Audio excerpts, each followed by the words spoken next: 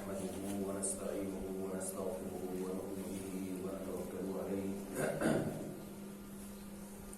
ونعوذ بالله من شرور أنفسنا ومن سيئات أعمالنا من يهده الله فلا مضل له ومن يضلل فلا هادي له ونشهد أن لا إله إلا الله وحده لا شريك له ونشهد أن محمدا عبده ورسوله صلى الله تعالى عليه وعلى آله وأصحابه وبارك وسلم تسليما كثيرا كثيرا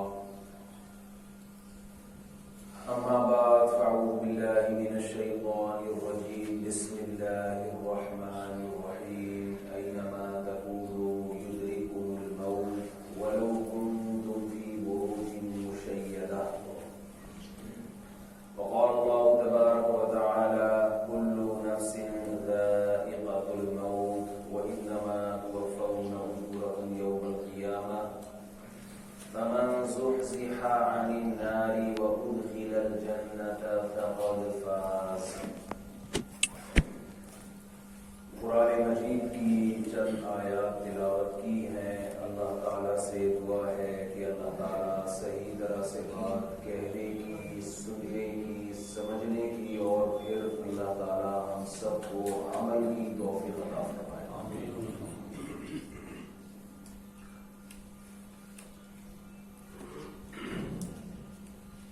اللہ نے ہمیں پیدا کیا، نہ ہم اپنی مرضی سے آئے اور نہ اپنی مرضی سے جائیں گے.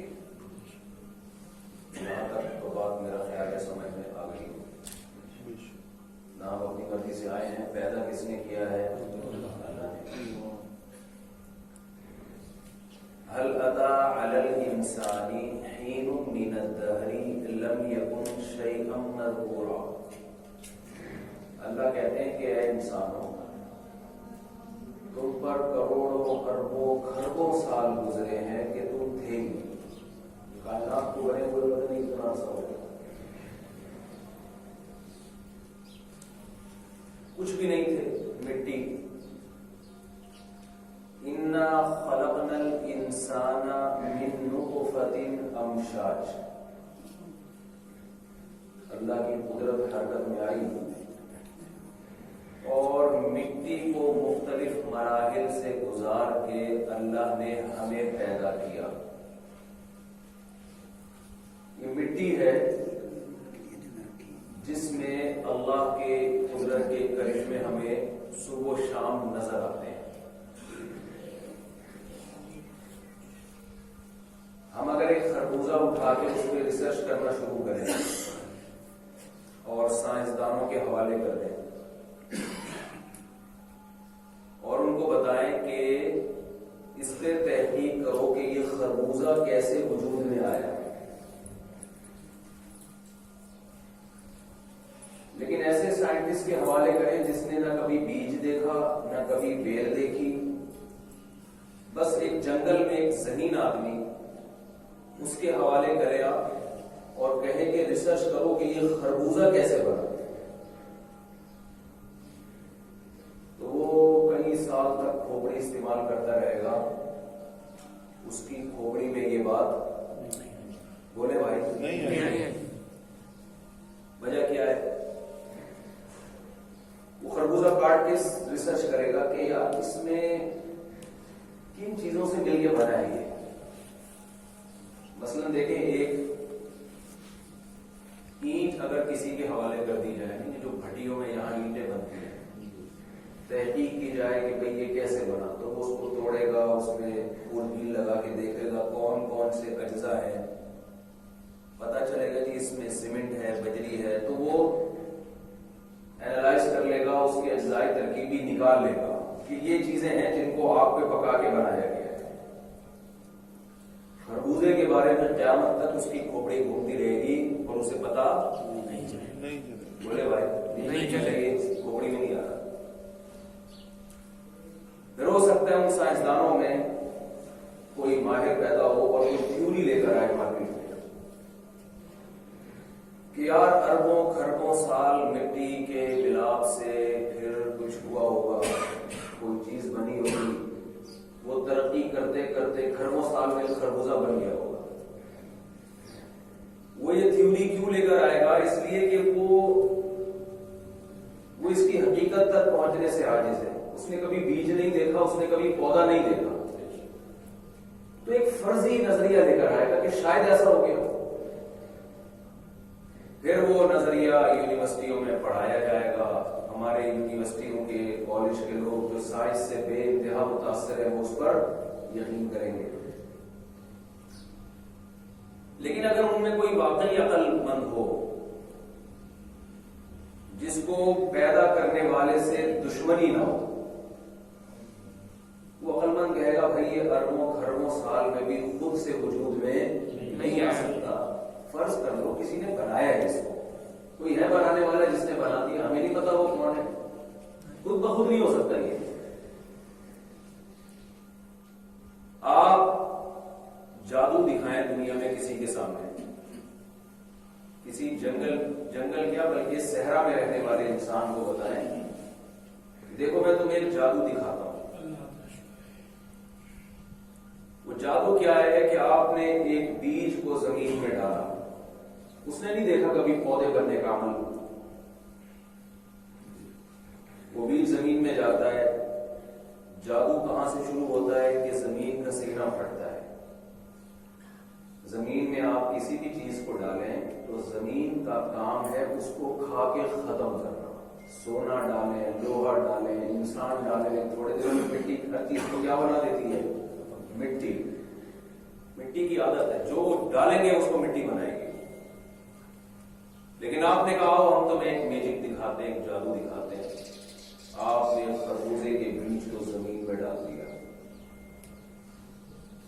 جادو کیا کہ بجائے مٹی اس کو کھا کے ختم کرنے کے, اس میں سے ایک ننھا سا پودا نکلنا شروع ہوتا ہے اور وہ زمین کے سینے کو پھاڑ ڈالتا ہے. تو صحرائی آدمی جس نے کبھی پودے بننے کا عمل نہ دیکھا ہو, وہ اس پروسیس کو دیکھ کر بے انتہا حیران ہوگا یا نہیں ہوگا؟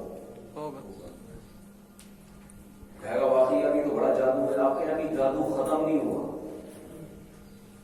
یہ پودا بڑھنا شروع ہوتا ہے, یہ بیل ہے, اس میں باریک باریک پوپلیں نکلتی ہیں. انہیں جو جگہ ملتی ہے وہ اس پہ لپٹ جاتی ہیں اور اوپر چڑھنے کی کوشش کرتی ہے. جیسے کوئی انسان جس کے پاس دماغ ہو اور وہ کیٹو کی پہاڑی پہ چڑھنے کی کوشش کر رہا ہو, جہاں اس کو سہارا ملتا ہے وہاں ہاتھ رکھ کے اس کے اوپر چڑھنے کی کوشش کرتا ہے. لیکن یہ بیل اتنی ذہین ہے, اس کے کھوپڑی نظر نہیں آئے گی آپ کو اس میں, مگر مغز اس میں موجود ہے. اس کو اتنا شعور ہے کہ جہاں سورج کی روشنی آ رہی ہے اس طرف کو کھسکنے کی کوشش کرو. یہ دوسرا جادو میجک ہے یا نہیں ہے؟ بھائی آپ بولیں گے تو مجھے بات کرنی ہے ایسا. جی میرے پاس ٹائم کتنا ہے امام صاحب, کب تک میں نے بیان کرنا ہے؟ میں جب بیٹھتا ہوں تو پولیس بلوانی پڑتی ہے مجھے اٹھانے کے لیے. 1:25 پہ ختم کر دو. اچھا, تو یہاں پنجاب کی پولیس بھی بڑی سنا ہے. آپ بولے یار تو اٹھ گئے ممبر میں چپک کے بیٹھتے ہیں, تو لاؤ یار موبائل. دعا کریں اپنی بات جلد سے جلد میں سمجھا پاؤں, کم وقت میں اچھی طرح سمجھا پاؤں. تو آپ نے دیکھا کہ یار یہ تو بڑا عجیب جادو ہے کہ یہ بیل میں اتنی عقل ہے کہ اس کو جہاں جگہ ملتی ہے آپ نے کوئی دھاگا لٹکا دیا تو اس سے لپٹ کے اوپر جانا شروع. صحرائی آدمی کہے گا نا کہ یہ واقعی یہ اس سے بڑا جادو ہے کہ ایک تو بیج سے بیل کا نکلنا یہ میجک, اور اس بیل میں اتنا شعور ہونا کہ وہ جہاں جگہ ملتی ہے ایسے ایسے باقاعدہ اوپر جانا شروع ہوتا ہے. آپ اس صحرائی سے کہتے ہیں ابھی تو اصل جادو دیکھا ہی نہیں, ابھی اس کے بعد دیکھو کیا ہوتا ہے. کچھ دنوں میں آپ نے دیکھا کہ اس بیل میں خوبصورت پھول نکلنا شروع ہو گئے, خوبصورت پھول. پھر حیران ہو گئے یار یہ کیا ہے, بہت بڑا جادو ہے. آپ کہیں گے ابھی تو شروع ہوا ہے جادو, ابھی تو تمہید, ابھی تو کمپنی کی مشہوری کے لیے, ٹھیک ہے نا, ابھی تو صرف چکھانے کے لیے. پھر ان پھولوں میں کیا ہوا کہ وہ پھول تتلیوں کو اور مکھیوں کو اپنی طرف مائل کر رہے ہیں، ان کی خوشبو بھی، ان کا رنگ برنگا ہونا، اور تتلیوں کے مائل ہونے سے فائدہ یہ ہو رہا ہے کہ نر اور مادہ پھولوں کا آپس میں ملاپ ہو رہا ہے، ان کے ذروں کا۔ یہ قدرتی عمل ہے۔ پودے کو نہیں پتا کہ یہ میں کیوں پھول نکال رہا ہوں، اس میں حکمت کیا ہے، اس سے تتلیاں اور مکھیاں میری طرف راغب کیوں ہو رہی ہیں۔ پودے کے کوئی بات معلوم ہوتی ہے؟ اس کے پاس تو دماغ ہی نہیں ہے نا، کھوپڑی نہیں ہے۔ آج کل تو جس کے پاس کھوپڑی ہے اس کے پاس بھیجا نہیں ہے، تو پودے کے پاس کہاں سے، اس کے پاس کھوپڑی نہیں ہے تو وہ کہاں سے دماغ استعمال کرے گا؟ بھائی وزیر تعلیم جب ریٹائر ہوئے نا تو ان سے پوچھا کہ آپ تعلیم کے بارے میں انٹرویو لیا، انہوں نے کہا میرا تعلیم سے کیا واسطہ بھائی۔ میں نے کہا آپ وزیر تعلیم تھے تو آپ کو ایجوکیشن کا نہیں پتا؟ انہوں نے کہا تھے اس وقت نہیں پتا تھا، اب تو ویسے ہی ریٹائر ہو گئے۔ تو ہمارے پاس تو دماغ ہو کے بھی استعمال نہیں ہو رہا، اور پودے کے پاس دماغ نہیں ہے مگر استعمال بھرپور ہو رہا ہے، اسے پتا ہے کس اسٹیپ پہ میں نے کیا کرنا ہے۔ تو یہ میجک ہے یا نہیں ہے؟ اب جناب تتلیاں اور پتنگے مائل ہوتے ہیں اور نر مادہ کا ملاپ ہو کے نیچے ایک کچا سا پھل پیدا ہونا شروع۔ صحرائی آدمی کہتا ہے یار اس سے اتنا بڑا جادو تو میں نے دنیا میں کبھی بھی نہیں دیکھا۔ آپ کہیں گے ابھی نہیں، ابھی تو شروع ہوگا جادو۔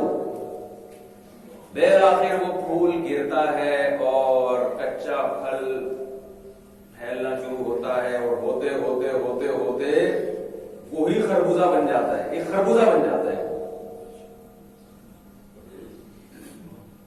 اور اس میں مٹھاس پیدا ہو جاتی ہے۔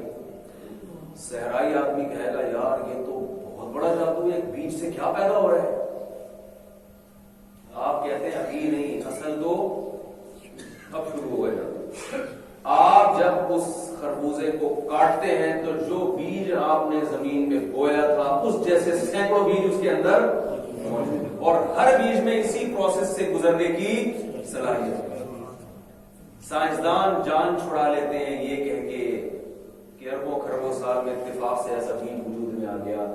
خدا کی قسم خربوں سال بھی گزر جائیں، ایسا جادو جو ہزاروں سال سے چل رہا ہو یہ بیج میں خود بخود ایسے سافٹ ویئر انسٹال نہیں ہو سکتے، ناممکن ہے۔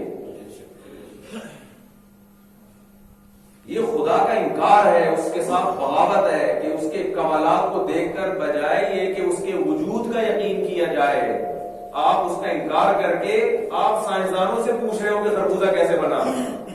پیغمبروں سے نہیں پوچھ رہے جو خدا کے نمائندے ہیں زمین میں، وہ بتاتے ہیں کہ یہ اللہ نے پیدا کیا ہے۔ ما کان لکم ان تنبتوا شجرہا، اللہ فرماتے ہیں تمہارے بس میں نہیں تھا کہ تم ان درختوں کو اپنے ہاتھوں سے پیدا کر لیتے، تمہارے بس میں نہیں ہے۔ تو یہ ایک بیج کی مثال آپ لے لیں، یہی حال انسان کا بھی ہے۔ انسان وجود میں آیا، سائنسدان حیران ہے اب تک کیسے بن گیا یہ، تو مختلف قسم کے لوگ پیدا ہوئے، یہ ہوا تھا، بندر تھا، پھر فلانا تھا، پھر پہلے جن وجود میں آیا، پھر یہ ہوا، پھر یہ ہوا، پھر بندر بنا۔ وہ ترقی کرتے کرتے کہاں تک پہنچ گیا بھائی؟ کوئی چودھری بن گیا، کوئی وڈیرا بن گیا، کوئی ملک بن گیا۔ نہیں بن سکتا، یہ نہیں ہو سکتا۔ یہ کوئی ذات ہے جس نے اپنی طاقت اور قدرت سے پہلی مرتبہ بنایا ہے۔ تو اللہ قرآن میں اپنا انٹروڈکشن کرواتے ہیں، اپنا تعارف کرواتے ہیں۔ سائنسدان نہیں کروائے گا آپ کو خدا کا تعارف، کیونکہ یہ سائنس کا ٹاپک نہیں ہے۔ ہمارے ہاں ہماری ینگ جنریشن ہر چیز سائنسدانوں سے پوچھ رہی ہے، جو سائنس کا ٹاپک نہیں ہے وہ چیزیں بھی کس سے پوچھی جا رہی ہیں۔ میں ایک مثال سے بات سمجھاتا ہوں۔ میرے پاس صبح و شام والدین کی کالز آتی ہیں، والدین ملنے کے لیے آتے ہیں کہ ہمارا بچہ بگڑ گیا۔ وہ ابھی تھوڑی دیر پہلے کال آئی، آدھا گھنٹہ پہلے، ہمارا بچہ بگڑ گیا، ہم سے تمیز سے بات نہیں کرتا، نہ ماں کا احترام نہ باپ کا احترام۔ تو حالانکہ ہم نے اس کو اتنی اچھی تعلیم دلائی، اتنا خرچہ کیا اس کے اوپر، تو مفتی صاحب ایسا کیوں ہو رہا ہے؟ لگتا ہے کسی نے کچھ کر دیا۔ یہ تو آج کل بہت ہی کامن لفظ ہے نا، بندش. یہ تو روحانی ٹرانسفر جو ہیں، یہ تو انہوں نے تو قوم کو اسی چکر میں ڈالا ہوا ہے. میں ان سے ایک بات کہتا ہوں کہ آپ نے بچے کو جس ماڈرن اسکول میں ایجوکیشن دلوائی ہے کہ بچہ ماڈرن بنے گا، انگلش پر بولے گا، پھر اس کے بعد میڈیکل سائنس میں جائے گا تو اچھا ڈاکٹر بنے گا، انجینئرنگ میں جائے گا تو اچھا انجینئر بنے گا، تو اسکول جس مقصد کے لیے بنے ہیں وہ مقصد اسکولوں نے پورا. میں ان سے کہتا ہوں آپ کا بچہ فٹر انگلش بولتا ہے کہ ہم سے زیادہ اچھی بولتا ہے. آپ کے بچے نے ہو سکتا ہے اردو ادب میں بھی مہارت حاصل کی ہو تو مرزا غالب کو بھی پیچھے چھوڑ دیا اس نے. آپ کا بچہ اسپیشلسٹ بن گیا کسی فیلڈ میں، بہت اچھا بن گیا. میں ان سے کہتا ہوں کہ آپ اپنے بچے کو اسکول میں جو ایجوکیشن دلا رہے ہیں اس میں فزکس بھی ہے، بایولوجی بھی ہے، میتھ بھی ہوگی، کیمسٹری بھی ہو سکتا ہے، وہ بہت سارے ٹاپک ہیں، لیکن تمیز یہ اس ٹاپک کوئی سبجیکٹ نہیں. بولو نا بھائی، نہیں ہے. تبھی وہ بدتمیز ہے. تمیز نام کا کوئی ٹاپک آپ کو اسکولوں کے نصاب میں ملے گا؟ آئیے تمیز سیکھیں، کہیں ملے گا؟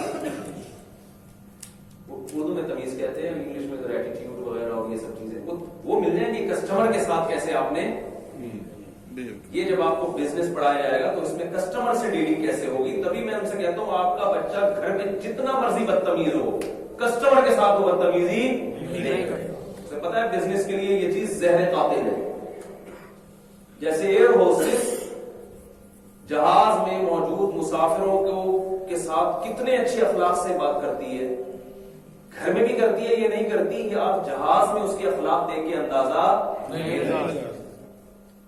بٹن دباؤ فوراً آتی ہے کہ نہیں آتی، اور بلا وجہ ایکسکیوز نہیں کر رہی ہوگی آپ سے، بلا وجہ ایکسکیوز کر رہی ہوگی، سوری کر رہی ہوگی، حالانکہ کوئی آپ کی طرف سے غلطی نہیں ہوئی لیکن خام میں ایکسکیوز. یعنی کوئی غلطی نہیں ہو رہی پھر بھی معافی، اور گھر میں غلطیوں پہ غلطیاں ہو رہی ہیں مگر معافی کا کوئی تصور نہیں. تو میں ان سے کہتا ہوں، والدین سے کہتا ہوں کہ بایولوجی کا کوئی ٹاپک تمیز اور والدین کے حقوق پر بایولوجی میں آپ کو کوئی موضوع نہیں ملے گا. فزکس میں یہ ٹاپک ہی نہیں ہے کہ ابا سے کیسے بات کرنی ہے اور اماں سے کیسے بات کرنی ہے، شوہر کے کیا حقوق ہیں، بیوی کے کیا حقوق ہیں، اولاد کے کیا حقوق ہیں، اللہ کے کیا حقوق ہیں. یہ فزکس کا ٹاپک نہیں ہے، میتھ کا یہ ٹاپک ہی نہیں ہے. تو جو ٹاپک اسکول میں پڑھایا نہیں گیا تو آپ اس سے کیسے توقع رکھ رہے ہو کہ بچہ مجھ سے تمیز سے بات کرے گا. میں نے کہا یہ تو آپ نے بدتمیز بنانے کی پوری کوشش کی ہے اس کو. وہ تو شکر کرو پھر بھی ابا کو ابا کہہ لیتا ہے اور اماں کو اماں کہہ لیتا ہے، کیونکہ میرے پاس تو ایسی رپورٹس ہیں کہ بچہ کہہ رہا ہے میں پہلے ٹیسٹ کرواؤں گا آپ میرے ابا ہے بھی کہ نہیں ہے. سائنسدانوں پر ایمان ہے نا، یہ تو محلے والے کہہ رہے ہیں آپ میرے ابا ہیں. سائنس تو یہی کہتی ہے بھائی، سائنس کہتی ہے کہ محلے والوں کے کہنے سے ابا کے ابا ہونے کا بعد معذرت تھوڑے سے زیادہ ہو رہا ہوں لیکن یہ سمجھانے کے لیے. سائنسدان کیا کہتا ہے کہ پڑوسی اگر کہتے ہیں، سب کہتے ہیں، تمہاری بیوی کہتی ہے کہ یہ تمہارے ابا ہے تو مان لو. سائنس کہتی ہے بھائی ڈی این اے سے پتا چلتا ہے، سائنس کا تو یہی ہے. اور ابا کو بولو آپ نے ڈی این اے کراؤں گا تو ابا میں غیرت ہوگی تو وہ گھر سے نکال دے گا آپ کو.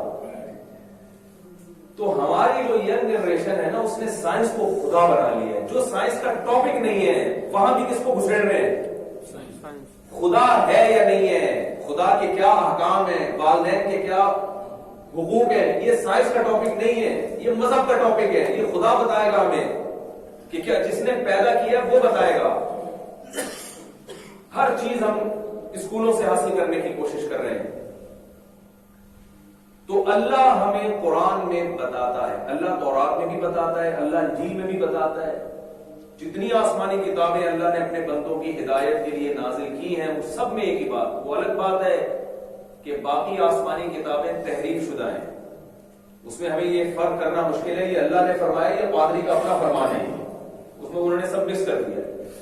لیکن قرآن میں الحمد سے لے کے والناس تک کسی مذہبی رہنما کا، کسی پیغمبر کی اپنی بات بھی اس میں شامل نہیں ہے. یہاں تک کہ نبی صلی اللہ علیہ وسلم پر جب قرآن نازل ہو رہا تھا تو آپ صلی اللہ علیہ وسلم نے صحابہ کو شروع میں حدیث لکھنے سے بھی منع کیا، شروع میں، اس لیے کہ ایسا نہ ہو کہ سادگی کا دور تھا، چمڑوں پہ قرآن لکھا جاتا تھا کہ میرا ارشاد اور اللہ کا ارشاد آپس میں مکس نہ ہو جائے. تو اہتمام کیا گیا بھائی اللہ کی بات کو الگ رکھا جائے, میری بات کو الگ رکھا جائے. تو وہ قرآن ہمیں بتائے گا کہ ہمیں کس نے بنایا, کیونکہ جب ہمیں بنایا جا رہا تھا ہم موجود نہیں تھے. وہ قرآن ہمیں یہ بھی بتائے گا کہ ہمیں کس نے بنایا, وہ قرآن ہمیں یہ بھی بتائے گا کہ ہمیں کیوں بنایا. جیسے تھا نا مجھے کیوں نکالا, تو یہ کون بتائے گا بھائی کیوں نکالا؟ جس نے نکالا وہ بتائے گا نا. جب بھی دنیا میں کوئی کام ہوتا ہے اس کے ریزن تلاش کرتے ہیں نا, بھائی کیوں بڑا کام ہوا ہے, نکالا گیا, کیوں نکالا؟ تو جس نے نکالا وہ بتائے گا بھائی اس نے نکالا. تو دنیا میں کسی کو نکالنے سے بڑا کام یہ ہے کسی کو دنیا میں لانا اور پیدا کرنا, یہ اس سے بڑا کام ہے. آپ اس کی کوئی ریزن تلاش کرتے ہو, مجھے کیوں نکالا, اسے کیوں نہیں نکالا گیا, یہ کیوں ہوا, وہ کیوں ہوا, لیکن دنیا میں سب سے بڑا واقعہ جو میرے اور آپ کے ساتھ ہوا ہے وہ ہمارا دنیا میں آنا ہے. اور ہمیں یہی نہیں پتا کہ ہمیں کیوں لایا گیا اس دنیا کے اندر.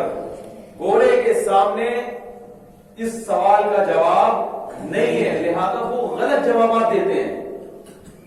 آپ کسی غیر مسلم سے پوچھیں کہ آپ کی پیدائش کا مقصد کیا ہے, دیکھو مجھے ایک بات بتاؤ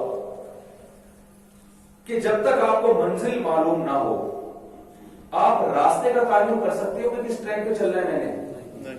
یہ سب نہیں بولے تو پھر مزہ آئے گا نا. جب تک آپ کو منزل معلوم نہیں ہے آپ راستے کا تعین کر سکتے ہیں کہ میری لائف کس ٹریک پہ چلے گی. یہ ہو سکتا ہے آپ گئے یہاں لاہور ہے نا, لاہور اسٹیشن گئے, آپ پوچھ رہے ہیں کہ کس ٹرین میں بیٹھوں, تو اگلا پوچھے گا جانا کہاں ہے, تو اسی حساب سے ہم ٹرین بتائیں گے نا آپ کو.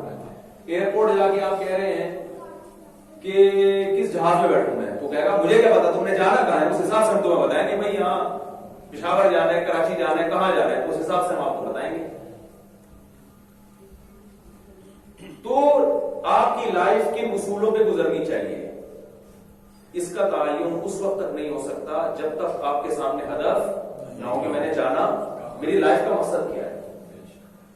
غیر مسلموں سے آپ یہ سوال پوچھیں, میں تو پوچھتا ہوں اور دیکھتا ہوں ان کے کمنٹس پڑھتا ہوں کہ وہ کیا کہتے ہیں. کوئی کہتے ہیں ہمیں ایک دوسرے کے لیے بنایا گیا, ہمیں ایک دوسرے کے لیے بنایا گیا. اس کی دلیل کیا ہے کہ ہمیں ایک دوسرے کے لیے بنایا گیا؟ اس کی دلیل کیا ہے؟ اگر آپ کو اس کے لیے اور اس کو آپ کے لیے بلایا گیا نا تو یہ بالکل ایسے ہو گیا, یعنی آپ کو اس کے لیے اور اس کو ایک دوسرے کے لیے, مجھے آپ کے لیے بنایا گیا اور آپ کو کس لیے بنایا گیا.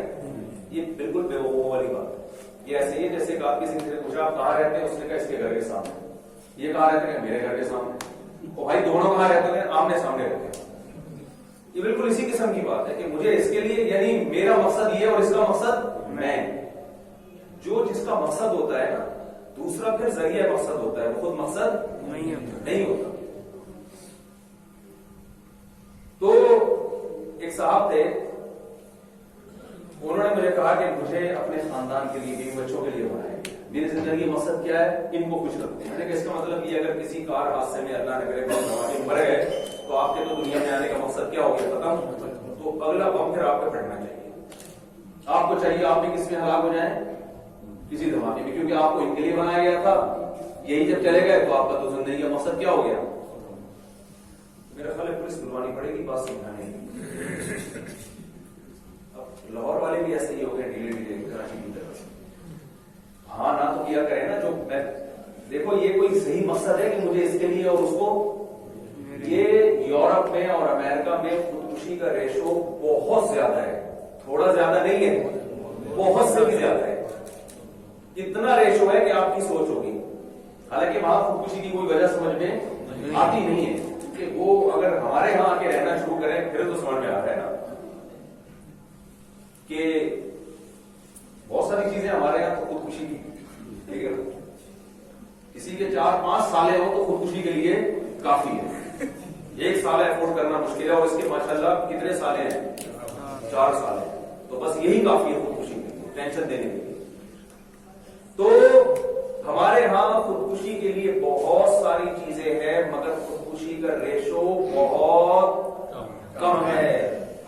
سویڈن اور جاپان ٹینشن فری ملک ہیں. سویڈن میں آپ کو ٹینشن کے علاوہ دنیا کی ہر چیز ملے گی. آدمی اسی سے پاگل ہو جاتا ہے پاکستانی آدمی کہ یار سارے کام ٹھیک ٹھیک کیوں ہو رہے ہیں میرے یہاں، کوئی مسئلہ ہی نہیں ہے. لیکن آپ کو پتا ہے رپورٹ کیا کہتی ہے کہ سویڈن میں خودکشی کا ریشو سب سے زیادہ ہے. کیوں؟ اس لیے کہ زندگی کا کوئی مقصد ان کے سامنے نہیں، تو غلط چیزوں کو مقصد بناتے ہیں. اگر آپ کا کوئی مقصد ہی نہیں ہوگا تو آپ کو پتہ ہی نہیں کس ٹریک پہ چل رہے ہیں، تو بوکھلا جاتا ہے انسان کہ کرنا کیا ہے. اور اگر آپ نے غلط چیز کو مقصد بنا لیا تو وہ ہدف اگر حاصل ہو جائے تو اس کے بعد نہیں پتا ہوتا کہ اب کیا کرنا ہے. میں نے ہدف حاصل نہ ہو تو ٹینشن میں آدمی مر جاتا ہے. مائیکل جیکسن کا ہدف کیا تھا؟ دنیا کا سب سے بڑا ڈانسر بننا. وہ اس ہدف میں ناکام ہوا یا کامیاب ہوا؟ کامیاب ہونے کے بعد رزلٹ کیا ہوا ہے؟ 50 سال کی عمر اور بہت بڑا شو ہونے والا ہے. رات کو آرام کے لیے سویا ہے، صبح پولیس بھی اس کو نہیں اٹھا سکتی، ایسا سویا ہے. اور اب تک اٹھانے کی کوشش کر رہے ہیں مگر اٹھنے کا نام بولو نا بھائی نہیں. اس سے عبرت ہوتی ہے دوسرے ڈانسرز کو کہ یار یہ کیا ہو گیا، ہمارے ساتھ بھی یہی ہوگا. یہ چیز انسان کو کہاں لے کے جاتی ہے؟ ٹینشن میں، ڈپریشن میں لے کے جاتی ہے. اور جو بہترین ڈانسر بننے کی کوشش کر رہے تھے بن نہ سکے تو وہ تو ویسے ہی ٹینشن میں کہ بننے کے بعد بھی یہ انجام ہے، اور بننے سے پہلے اگر نہیں بنے تو بھی جس لیے دنیا میں آئے تھے وہ ہدف کیا ہو گیا؟ ختم. انسان کا یہ ہدف نہیں ہے. تو یہ لوگ دو لفظوں میں کہہ رہے ہیں کہ ہمیں انٹرٹینمنٹ کے لیے پیدا کیا گیا ہے. کس کے لیے پیدا کیا گیا؟ لذتوں کے لیے، مزے اڑانے کے لیے. یہ ایک ایسا ہدف ہے جس کے غلط ہونے پر بے شمار دلائل ہے. میرے پاس وقت کم ہے تو میں دلائل دیتا، تو میں ابھی اس کو نہیں بیان کروں گا کہ یہ غلط کیوں ہے. اس کے تو بہت سارے دلائل ہیں. یہ مقصد انسان کا ہو ہی نہیں سکتا. تو بجائے اس کے کہ ہم ادھر ادھر سے معلومات حاصل کریں، جس نے بنایا ہے اس سے نہیں پوچھا جائے گا کہ تم نے ہمیں کیوں بنایا، وہ صحیح بتائے گا. وہ کہتا ہے خلق الموت والحیات لیبلوکم ایکم احسن عملا. اسی نے موت اور زندگی کو پیدا کیا. زندگی آٹومیٹیکلی خود بخود پیدا نہیں ہو سکتی. ایک روبوٹ جو انسان کی طرح کا ہے، جو بے جان ہوتا ہے، وہ آج تک خود نہیں بنا. تو وہ روبوٹ جس کی آنکھوں میں دیکھنے کی طاقت، زبان میں چکھنے کی طاقت، کان میں سننے کی طاقت ہو، وہ روبوٹ خود بخود کیسے بن سکتا ہے؟ تو اس لیے اللہ نے کہا کہ خلق الموت والحیات، حیات اور زندگی اس خدا نے پیدا کی ہے، اور اس کے بعد موت کو بھی پیدا کیا اس نے. وہ چاہتا ہمیشہ کے لیے روبوٹ بنا کے چھوڑ دیتا اور کوئی اس پہ فالٹ پیدا ہی نہ ہوتا. کمپنیاں وارنٹی لیتی ہے کہ نہیں لیتی؟ لائف ٹائم وارنٹیاں چیزوں کی ہوتی ہے کہ نہیں ہوتی؟ اللہ انسان کو ایسا بنا سکتا تھا کہ اس کی لائف ٹائم کا مطلب قیامت تک اس میں کوئی فالٹ پیدا نہ ہوگا. ایسے اس کے اسٹیل کے گردے لگائے جاتے اور ایسی اسٹیل باڈی ہوتی کہ یہ مر ہی نہیں سکتا تھا. لیکن اللہ فرماتے ہیں ہم نے حیات اور موت دونوں چیزوں کو پیدا کیا ہے. حیات نہ ہوتی تو بھی مقصد حاصل نہ ہوتا، اور اگر ہمیشہ کی حیات ہوتی تو ڈے آف ججمنٹ نہ ہوتا، اناؤنسمنٹ کی کوئی ریزلٹ کی اناؤنسمنٹ نہ ہوتی تو مقصد فوت ہو جاتا. وہ مقصد کیا ہے؟ لیبلوکم، تاکہ وہ تمہیں آزمائے. تو ہمیں کیوں پیدا کیا بھائی؟ یہ ایگزامینیشن ہال ہے جس میں ہم بیٹھے ہیں. کس چیز کا امتحان ہو رہا ہے؟ اس کا جواب بھی کون دے سکتا ہے؟ ارے جس نے ایگزامینیشن ہال میں بٹھایا وہ بتائے گا نا کہ کس چیز کا امتحان ہے. لوگ تو ماشاءاللہ پائے کھاتے ہیں، سبزی کے پائے، اور کیا کون سے ہوتے ہیں، سری اور چھوٹے پتہ نہیں کیا کیا. تو خطرناک چیزیں سن کے آدمی کا بلڈ پریشر ہائی ہو جاتا ہے. سبزی کے پائے اور کیا ہوتا ہے؟ بارہ. تو اب مجھے بتاؤ، وہ بتائے گا نا کہ آزمائش ہے کس چیز کی. تو اللہ کہتے ہیں آزمائش صرف ایک چیز کی آزمائش ہے، ایکم احسن عملا. عمل کس کا اچھا ہے، بس. کون برے عمل کرتا ہے اور کون اچھا، بس. یہ دو لفظوں میں اللہ نے ہمیں ہماری پیدائش کا مقصد بتا دیا اور ہمیں ہمارا ہدف بتا دیا کہ اس حساب سے تم نے زندگی اچھے سے اچھے کام اور برے سے برے کام سے بچنا، بس. لیکن ایک فالٹ انسان یہاں کر سکتا تھا کہ وہ اچھائی اور برائی کو خود ڈیفائن کرنا شروع کر دیتا. جیسے گورے نے کیا، اس نے کہا کہ ہمیں اچھا بننا چاہیے. لائف کا مقصد اچھا بننا نہیں ہے لیکن چاہیے. اب اچھائی کی ڈیفینیشن انہوں نے پشتو میں کہتے ہیں اخبل طریقے سے کرنا شروع کر. وہ یونائٹڈ نیشن سے پوچھتے ہیں کہ اچھا کیا ہے اور برا. یونائٹڈ نیشن کہتی ہے کہ زنا کرنا برا کام نہیں ہے اگر آپس کی رضامندی سے. کہ جب دونوں راضی ہیں تو مولانا کو درمیان میں ایک تکلیف کیوں ہو رہی ہے کہ انلیگل کیا ہوتا ہے؟ جب دونوں راضی ہیں تو کیا مسئلہ ہے؟ یونائٹڈ نیشن کا یہی لا ہے. بس دل نہ دکھاؤ کسی کا, بلکہ ان کے یہاں تو میرا خیال یہ ثواب کا کام ہے نا, دل نہیں دکھا رہے آپ کسی کا. انہوں نے کہا اگر میل آپس میں ریلیشن قائم کرنا چاہیں تو کسی کو کیوں تکلیف ہو رہی ہے؟ انٹرٹینمنٹ کے لیے ہم آئے ہیں دنیا میں, تو ہر وہ چیز جو انٹرٹین کرنے کا ذریعہ بنے گی اس میں مذہب کی رکاوٹ کو وہ برداشت نہیں کرتے. اگر آپ اپنے بوڑھے ابا کو بڑھاپے کی وجہ سے اولڈ ہوم میں جمع کرا دیتے ہیں تو یونائٹڈ نیشن کی طرف سے اس پر کوئی پابندی نہیں ہے. بولو نا بھائی, نہیں ہے. کیوں؟ وہ کہتے ہیں یار لائف کا مقصد جب انٹرٹینمنٹ ہے تو آپ کے باپ باپ نے جب جوانی کو انٹرٹین کر لیا, مزے اڑا لیے, انجوائے کر لیا جوانی کو, تو اب وہ دوسروں کے لیے کباب میں ہڈی کیوں بنے گا؟ گھر میں پڑے ہوئے بلا وجہ کھانسیں گے, ٹی وی ہو سکتا ہے, کورونا ہو سکتا ہے, کچھ بھی ہو سکتا ہے. تو یہ گورنمنٹ کے کھاتے میں ڈالو. گورنمنٹ بوڑھوں کے لیے کیا بنائے گی؟ تو ہاں ان کو جمع کرا دو اور آپ کی تنخواہ سے ٹیکس کٹے گا اور آپ کے ابا اما پہ خرچ کیا جائے. میں سمجھا پا رہا ہوں اپنی بات؟ تو وہ کہتے ہیں یہ برا عمل نہیں ہے, کیونکہ انہوں نے یونائٹڈ نیشن سے پوچھا کہ اچھائی کیا ہے برائی کیا ہے, تو یونائٹڈ نیشن نے کہا بوڑھے ابا اما کو گھر سے نکالنا کوئی برائی نہیں ہے, کوئی ٹینشن کی بات. لیکن قرآن کہتا ہے کہ تمہیں اللہ نے پیدا کیا آزمانے کے لیے, اور آزمائش کس چیز کی ہے کہ اچھا کون بن کے دکھاتا ہے اور برے عمل سے کون بچتا ہے. اور پھر اللہ نے فرمایا اچھائی اور برائی کو ڈیفائن یونائٹڈ نیشن نہیں کرے گی بلکہ کون کرے گا؟ میں کروں گا. یہ ملکی قوانین بھی نہیں ڈیفائن کرے گا, ملک نہیں بتائے گا, آپ کا لا نہیں بتائے گا, کیونکہ لا بنانے والے ہمارے جیسے انسان ہیں. وہ شراب کو حرام تھوڑی کریں گے. اگر اسمبلی میں زیادہ تر لوگ شراب پینے والے ہیں, وہ شراب کے خلاف قانون بنا سکتے ہیں کیا؟ نہیں. جب افغان طالبان کی حکومت تھی نا تو چوروں کا ہاتھ کاٹنا وہاں شروع ہو گئے تھے. تو ہمارے یہاں بھی اس وقت حکومت نے اعلان کیا تھا چور کا ہاتھ کٹے گا, تو اگلے دن کارٹون آیا, جتنے سیاسی لیڈر ہیں سارے ٹنڈے گھوم رہے ہیں. سارے کیا ہو گئے؟ تو انہوں نے کہا یہ کیسے قانون پاس کر سکتے ہیں بھائی؟ جب انسان قانون بناتا ہے تو سب سے پہلے وہ کس کا مفاد دیکھتا ہے؟ اپنا. اسمبلی میں اگر انسان قانون بنائیں گے تو سب سے پہلے اپنے آپ کو دیکھیں گے کہ اس قانون کی زد میں ہم تو نہیں آ رہے. لیکن جب خدا قانون بنائے گا تو وہ حکمرانوں میں اور عوام میں فرق نہیں کرے گا. وہ اللہ اپنی مخلوق کے اجتماعی مفاد دیکھے گا کہ مخلوق کا فائدہ کس میں ہے. تبھی قرآن نے یہاں تک کہ نبی صلی اللہ علیہ وسلم سے پوچھ کے شراب کو حرام نہیں کیا, بلکہ قرآن نے نبی کو حکم دیا کہ آپ اناؤنس کر دیں انما الخمر والمیسر والانصاب والازلام رجس من عمل الشیطان. اے محمد صلی اللہ علیہ وسلم آپ اعلان کر دیں شراب, جوا, قمار یہ تمام چیزیں ناپاک ہیں, شیطانی عمل ہے, فاجتنبوہ ان کو چھوڑ دو. تو نبی صلی اللہ علیہ وسلم پیغمبر ہیں, پیغمبر کا معنی سفیر. آپ کا کام قانون بنانا نہیں ہے بلکہ قانون کو پہنچانا ہے. اور مشرکین نے آپ صلی اللہ علیہ وسلم سے فرمایا کہ آپ اس میں تھوڑی سی نرمی کر دیں, کچھ قوانین میں لچک پیدا کر دیں تو ہم سب آپ پر ایمان لے آئیں گے, کچھ تھوڑا سا کمپرومائز کر لیں. تو قرآن میں سورہ یونس میں اللہ نے پیغمبر صلی اللہ علیہ وسلم سے فرمایا کہ آپ ان کو کہہ دیں ما یکون لی ان ابدلہ من تلقاء نفسی, میری یہ مجال نہیں ہے, مجھ میں طاقت نہیں ہے کہ میں اپنی طرف سے اس میں تبدیلی کر دوں. ان اتبع الا ما یوحى الی, میں بھی اسی حکم کو فالو کروں گا جو میری طرف نازل کیا, یہ میرے لیے بھی ہے.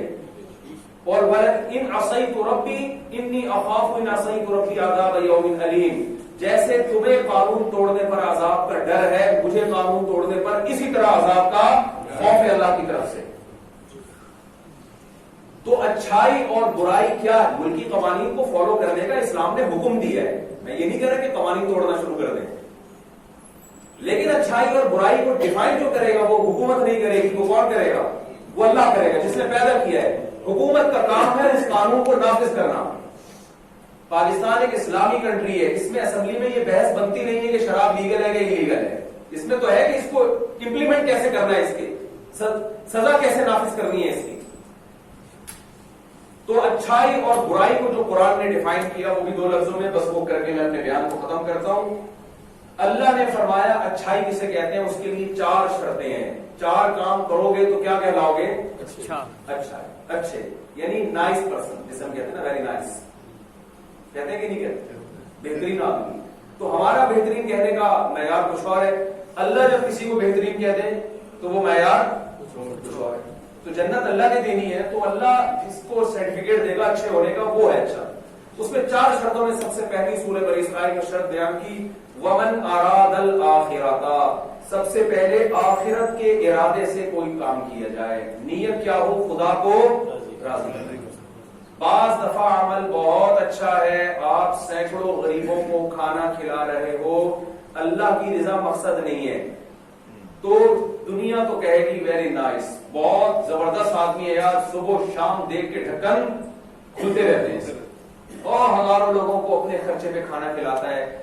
آپ کہیں گے اچھا ہے، یونائٹڈ نیشن کہے گی اچھا ہے، محلے والے کہیں گے اچھا ہے، اللہ کیا کہے گا؟ اچھا نہیں ہے. اس کا مقصد میری رضا نہیں ہے. تو پہلی شرط کیا ہے؟ من اراد الاخرہ، نیت کیا ہو؟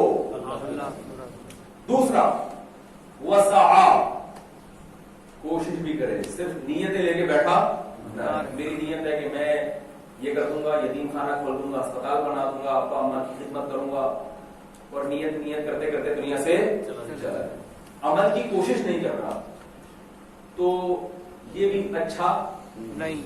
بولتے کیوں نہیں بھائی؟ کوشش بھی کرے.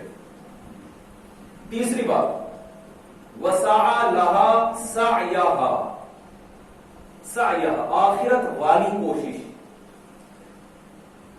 جس کو اللہ نے کیا کہا ہو، آخرت کی کوشش کہا ہو. افضل طریقے سے آپ اچھا عمل کریں گے، آپ کی نظر میں اچھا ہے، اللہ کی نظر میں سرٹیفکیٹ نہیں ملا اس کے اچھا ہونے کا، تو وہ آپ کی نظر میں اچھا ہوگا، اللہ کی نظر میں اچھا نہیں ہوگا. آپ مجھے ایک بات بتاؤ، جمعے کی نماز میں 2 رکعتوں کے بجائے امام 3 رکعتیں پڑھا دے کہ 2 رکوع زیادہ کروں گا، 2 سجدے زیادہ ہو جائیں گے، تو یہ بہت اچھا ہو جائے گا. ہو جائے گا اچھا؟ بھائی اس لیے کہ اللہ اس کے رسول نے بتایا کہ اس کو اچھا کہا نہیں ہے. لوگ اکثر نوجوان فون کرتے ہیں، لڑکیاں مسائل پوچھتی ہیں کہ وہ ہمارا بوائے فرینڈ ہے، میں اگر اس سے دوستی ختم کر دوں گی اس کا دل خراب ہو جائے گا، وہ بددعائیں دے گا. کسی کا دل دکھانا اچھا کام نہیں ہے. میں کہتا ہوں یہاں سامنے والے کا دل توڑ دینا بہت اچھا کام ہے، اس پہ آپ کو بہت ثواب ملے گا. لوگ کیا کہہ رہے ہیں؟ یار دل توڑنا اچھا کام نہیں، لیکن اللہ کہہ رہے ہیں اس موقع پہ دل توڑنا اچھا نہیں بلکہ بہت اچھا. وہ خودکشی کر رہے ہیں، آپ کی ٹینشن نہیں.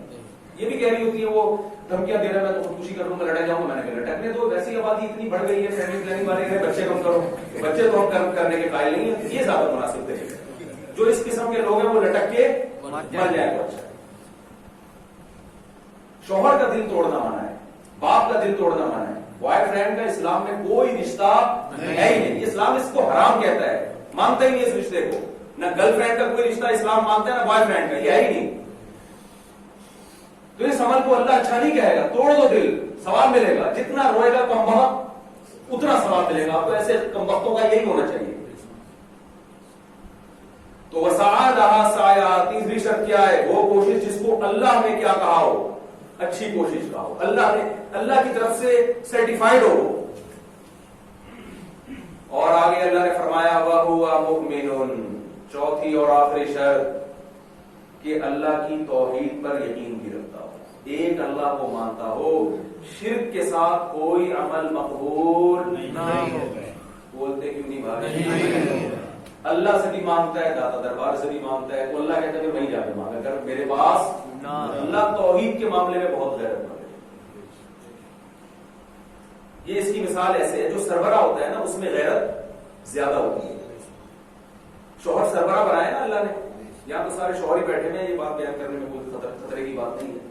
گھر کا سربراہ اللہ نے بیوی کو بنایا، شوہر کو بنایا. وہ سربراہ ہے، وہ شرکت برداشت نہیں کرے گا کبھی بھی. چاہے بیوی کتنی نیک ہو، آپ کی صبح شام خدمت کر رہی ہے, صبح شام پاؤں دباتی ہے, آپ کے بٹن دباتے ہوئے اس کی طرح کے بلا وجہ سوری کر رہی ہے, حالانکہ وہ غلطی بھی اس سے ہوئی تھی. ایسے ہے نہیں, لیکن ایک مثال ہے. اب آپ ہمیں احساس کمتری کا شکار ہوں کہ یار اچھا اس طرح بھی ہوتا ہے, تو کہیں بھی نہیں ہوتا ہے. ایک مثال دے رہا ہوں, مثال دینے پر گورنمنٹ کی طرف سے کوئی نہ ٹیکس ہے نہ پابندی. بٹن دبایا, آگے جب جو بولو کر رہی ہے, اتنی خوشیاں دے رہی ہے. آپ نے ایک دن اس سے پوچھا, اچھا بتاؤ تمہیں مجھ سے محبت ہے نا, شوہر سے جیسی محبت ہوتی ہے؟ اس نے کہا نہیں ایسا نہیں, آپ بھی بہت اچھے ہیں, لیکن جو پڑوس میں فلاں صاحب رہتے ہیں وہ بھی آپ کی طرح بڑے ہینڈسم اسمارٹ ہیں, بڑے اچھے لگتے ہیں. اگر آپ میں غیرت ہوگی تو آپ کہو گے کہ پھر اس پڑوسی کے پاس ہی جا کے رہا کرو, ٹھیک ہے.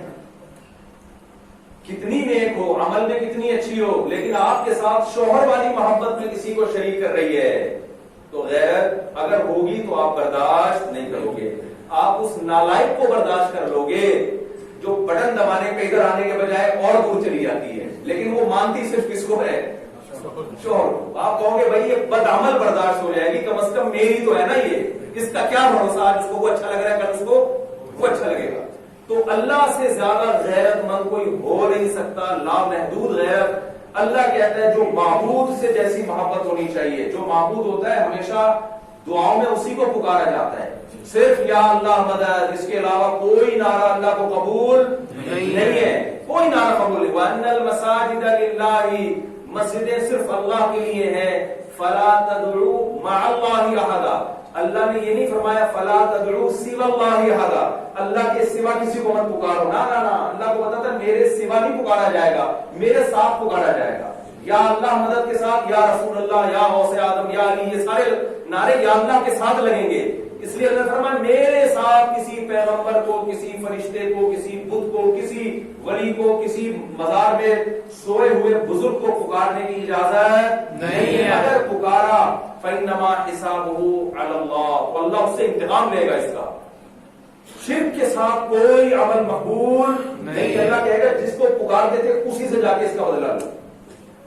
تو بھائی یہ 4 شرطوں کے ساتھ جو اپنی زندگی گزارے گا تو اللہ کی نظر میں وہ کیا ہے, اچھا, نائس پرسن جسے ہم کہتے ہیں. جو ان 4 شرطوں میں پورا نہیں اترے گا اللہ کی نظر میں وہ کیا ہے, برا ہے. چاہے پبلک اس کو اچھا کہ, تو جنت اور جہنم تو اللہ نے بنائی ہے, پبلک نے تھوڑی بنائی ہے. تو ہم کوشش کر رہے ہوتے ہیں پبلک کی نظر میں اچھا بننے کی, اور کمال کی بات ہے پبلک ایسی کم وقت ہے کہ جتنا بھی اچھا بننے کی کوشش کرو وہ پھر بھی مانتی نہیں ہے. پبلک کا ایک عجیب دماغ ہے. تو اللہ کی نظر میں اچھا بننے کی کوشش اگر کر لے انسان تو پبلک بھی اچھا کہے گی اور اللہ کو کہے گا ہی کہے. دنیا بھی اچھی ہوگی اور آخرت بھی اچھی ہوگی. وقت پورا ہو چکا ہے, پولیس بلوانے سے پہلے ہی میں ممبر چھوڑ دیتا ہوں.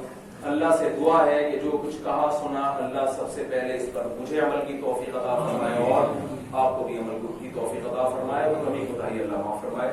ہمارے